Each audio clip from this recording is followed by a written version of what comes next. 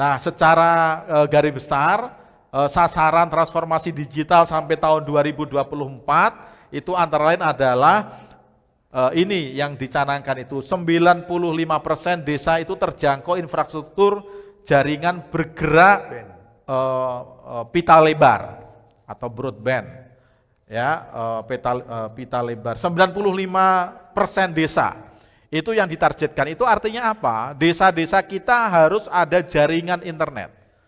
Jadi teknologi pendidikan itu akan sangat bergantung pada kemampuan pemerintah untuk membuat infrastruktur jaringan internet sampai ke desa-desa. Karena kalau ini tidak dilakukan, mungkin anak-anak di kota bisa dengan mudah mengakses sumber-sumber informasi, termasuk teknologi pendidikan, alat-alat pembelajaran yang lebih baik, sementara anak-anak di desa yang tidak bisa mengakses internet dengan cepat, dia akan tertinggal dari sisi penggunaan dan pemanfaatan teknologi sebagai sumber dan media pembelajaran. Jadi yang pertama itu, kemudian yang kedua adalah yang di kecamatan itu targetnya adalah 60% kecamatan. Cakupan jaring tercakup atau cakupan jaringan tetap pita lebar, kemudian 80% populasi terjangkau siaran digital, ini yang terkait dengan televisi, kemudian ada 3 startup yang besar, ya, siaran digital. Kira-kira arahnya ke situ. Ini yang kalau kita merujuk pada RPJMN 2020-2024, angka-angkanya seperti ini yang ditargetkan oleh pemerintah. Nah, arahan Presiden mengenai transformasi digital, ya, antara lain ini. Yang pertama adalah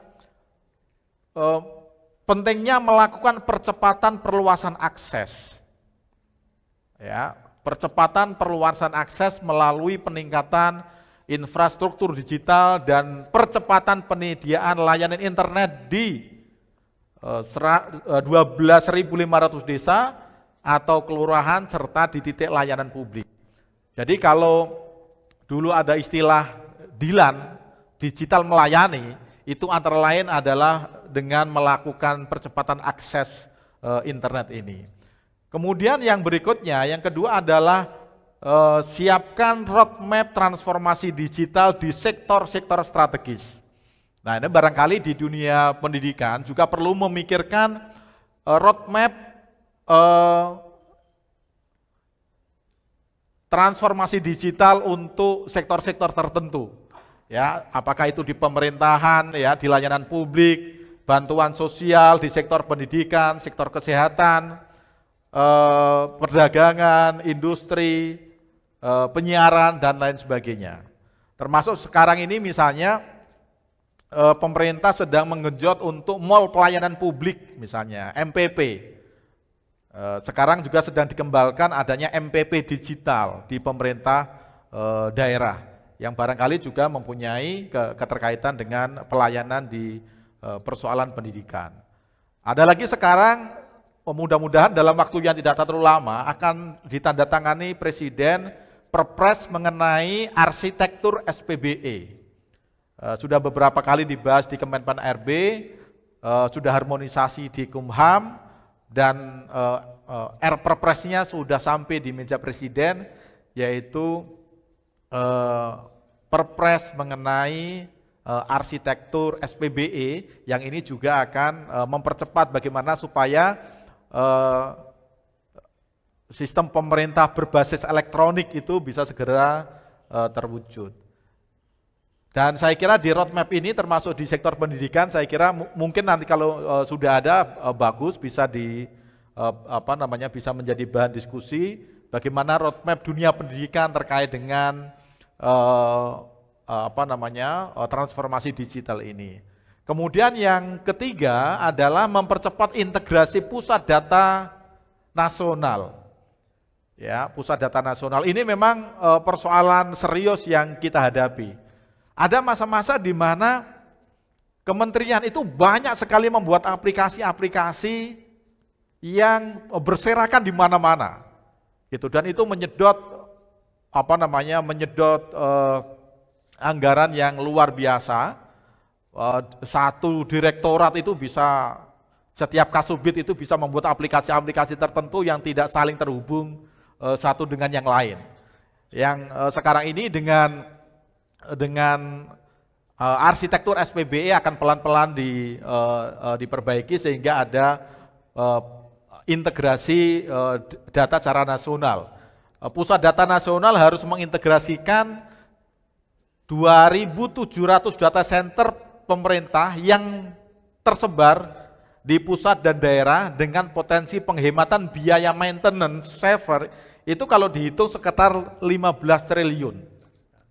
Itu bukan angka yang kecil penghematan ini.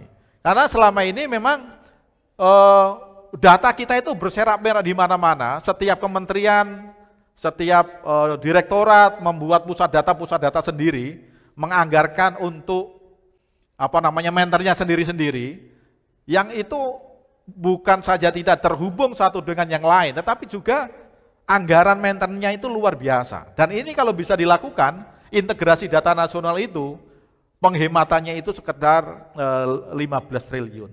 Kalau ada penghematan 15 triliun, kemudian berapa persen diberikan ke Javung, pengembang teknologi pendidikan, saya kira banyak hal yang bisa dilakukan di situ. Kemudian yang keempat adalah perlunya kita menyiapkan kebutuhan talenta digital. Ya, talenta digital ini memang perlu disiapkan. Pengembangan sumber daya manusia untuk menyiapkan talenta digital ini menjadi arahan Presiden.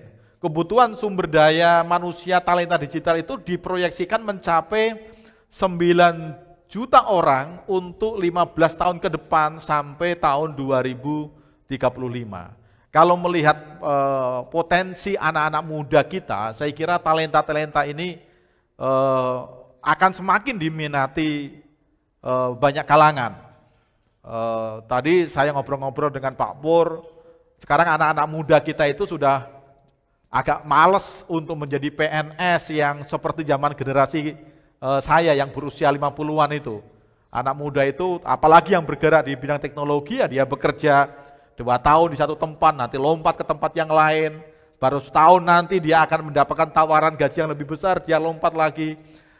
Nah, situasi seperti itu harus mau tidak mau kita hadapi. Dan yang kayak gitu itu membutuhkan strategi baru bagaimana supaya anak-anak muda ini dia juga bisa diarahkan untuk terlibat di dalam agenda-agenda yang dicanangkan oleh pemerintah. Kemudian yang terakhir, yang kelima adalah penguatan regulasi. Ya, skema pendanaan dan pembiayaan yang dibutuhkan untuk mempercepat transformasi digital, salah satunya Undang-Undang Cipta Kerja. Sebenarnya Undang-Undang Cipta Kerja itu salah satu tujuannya adalah untuk memperkuat transformasi digital ini. Regulasi seperti yang saya katakan, arsitektur SPBE itu menjadi salah satu regulasi yang ingin ingin secepatnya kita dorong supaya pemerintah berbasis digital, kemudian ada mall-mall pelayanan publik, ada MPP digital dan lain sebagainya, itu bagian dari transformasi pelayanan publik yang sekarang ini sedang didorong secara serius oleh pemerintah.